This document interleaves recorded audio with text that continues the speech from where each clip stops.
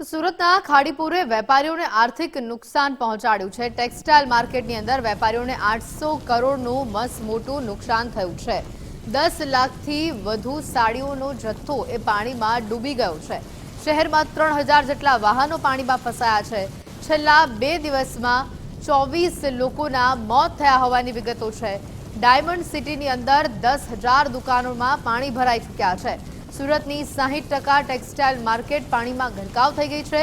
150 કરોડની કિંમતની સાડીઓ પાણીમાં નષ્ટ થઈ જવા પામી છે।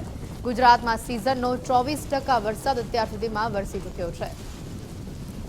સુરતમાં આવેલા ખાડીપુરના સંકટના કારણે અનેક લોકોને હાલાકી પડી તો કેટલાક લોકોને ભારે નુકસાન વેઠવાનો વારો આવ્યો છે। વાત કરવામાં આવે ટેક્સટાઇલ માર્કેટોની તો બેઝમેન્ટના ભાગે રહેલી જે દુકાનો છે તે ખાડીપુરના પાણીમાં ગરકાવો થઈ ગઈ હતી અને 5 થી 6 ફીટ જેટલા જે પાણી ભરાયા હતા। જોકે આજરોજ પાણી ઓસરવાની સાથે જ જે દુકાનો ખોલતા જે દુકાનોમાં રહેલો લાખો કરોડો રૂપિયાનો સાડીઓનો માલ છે તે પાણીમાં છે તે સંપૂર્ણ રીતે હાલ નુકસાનીમાં ગયો છે અને વેપારીઓ દ્વારા દુકાનોમાં ભરાયેલા પાણી ઉલેચવાની જે કામગીરી છે તે કરવામાં આવી રહી છે। એક અંદાજ મુજબ ટેક્સટાઇલ માર્કેટોને અંદાજિત 800 કરોડના નુકસાનની ભીતિ છે તે અહીં વ્યક્ત કરવામાં આવી છે। કારણ કે સુરત શહેરની અંદર 165થી પણ વધુ ટેક્સટાઇલ માર્કેટો આવેલી છે અને તેમાં 75,000થી વધુ દુકાનો આવેલી છે। ત્યારે અલગ અલગ ટેક્સટાઇલ માર્કેટો કે જ્યાં ખાડીપુરના પાણીમાં છે તે ગરક થઈ હતી અને તે બેઝમેન્ટ અને ગ્રાઉન્ડ ફ્લોરના ભાગે આવેલી જે દુકાનોની અંદર ખાડીપુરના પાણી છે તે ફરી વળ્યા હતા અને જોઈ શકાય છે કે તેમ કેટલી હદે વેપારીઓને નુકસાન થયું છે। કારણ કે તમામ સાડીઓનો માલ પાણીમાં ગરકાવ થયો છે અને તેના કારણે નુકસાની સહન કરવાનો વારો વેપારીઓએ આવવાનો છે। ત્યારે અહીં ઉપસ્થિત ટેક્સટાઇલ માર્કેટના જે વેપારીઓ છે તે આપણી જોડે મોજૂદ છે। તેઓ જોડે સીધી વાત કરીશું। આપનું નામ? પ્રફુલ અગ્રવાલ।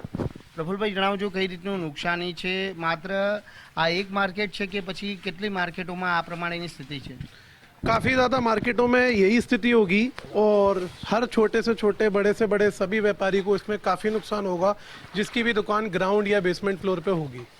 इसमें मुझे लगता है एसएमसी को या गवर्नमेंट को आके मदद करनी चाहिए टेक्सटाइल के व्यापारियों को, क्योंकि ऑलरेडी ये जो टेक्सटाइल मार्केट है इस समय काफ़ी मंदी के दौर से निकल रहा है। उसके बाद में सीज़न के आगे सबने तैयारी कर रखी है, सबके पास में स्टॉक जिसका जैसा काम है उसके लेवल के हिसाब से है। आज हमारे पास में कम से कम 1 से 1.5 करोड़ के माल का नुकसान अनुमित पक्का है। उसमें सारा फर्नीचर भी खराब हो गया, हमारे दुकान का फ्रिज भी पलट गया। मतलब 5 फुट हाइट तक पानी भरा हुआ था दुकान के अंदर। हम लोग परसों अपनी जान बचा के दुकान से भागे हैं कि ये तो हो जाएगा, पर अपनी जान चली गई तो उसका क्या होगा। बिल्कुल। आपका नाम? पंकज अग्रवाल। पंकज जी, बताइए मार्केट की यह दशा और अब दिशा कैसे नक्की की जाएगी, क्योंकि काफ़ी नुकसान की भीति यहाँ पर दिखाई दे रही है। ये सब तो एसएमसी वालों को पहले से ही मालूम था बारिश आनी है, उन्होंने व्यवस्था कोई करी नहीं। हम परसों दुकान पर मालों को ऊपर रखवाते 1 घंटे के अंदर इतनी ज़्यादा पानी बढ़ गया कि हमें यहाँ से दुकान बंद करके भागना पड़ा। मतलब 4 फुट, 4.5 फुट, 5 फुट तक पानी आ गया तो हमको दुकान मंगल करके भागना पड़ा। दुकान के अंदर 5.5 फुट पानी तक उसके बाद में आया है। हमारा करीब कम से कम अनुमानित 1.5 करोड़ से 2 करोड़ रुपए का नुकसान होने की आशंका है हमको। કુલ કરોડો રૂપિયાના નુકસાનની ભીતિ વ્યક્ત કરવામાં આવી છે। આપણે આગળ લઈ જવાનો પ્રયત્ન કરીશું કે જ્યાં લાખો કરોડો રૂપિયાનો માલ છે તે સ્ટોર કરવામાં આવ્યો હતો, કારણ કે આગામી દિવસોમાં રક્ષાબંધન સહિતના તહેવારો આવી રહ્યા છે અને આ તહેવારોની સિઝનને લઈને જે વેપારીઓએ ધંધા વેપારની જે શરૂઆત કરી હતી અને સુરતથી જે માલ મોકલવા માટે માલ સ્ટોરેજ કરી રાખ્યો હતો તે તમામ માલ છે તે આ પ્રમાણે પાણીની અંદર ગરક થઈ ગયો ગયો હતો અને તેને લઈને જે લાખો કરોડોના નુકસાનની ભીતિ છે તે વેપારીઓ દ્વારા વ્યક્ત કરવામાં આવી છે.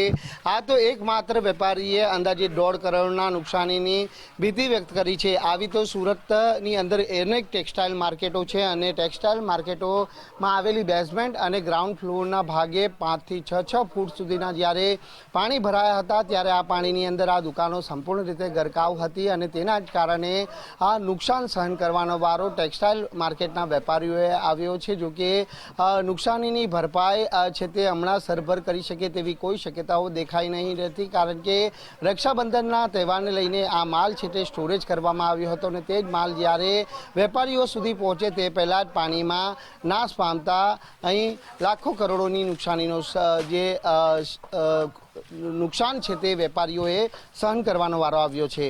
કેમેરામેન દેવાંગ રાણા સાથે રાકેશ બ્રહ્મભટ્ટ, ગુજરાત ફર્સ્ટ, સુરત.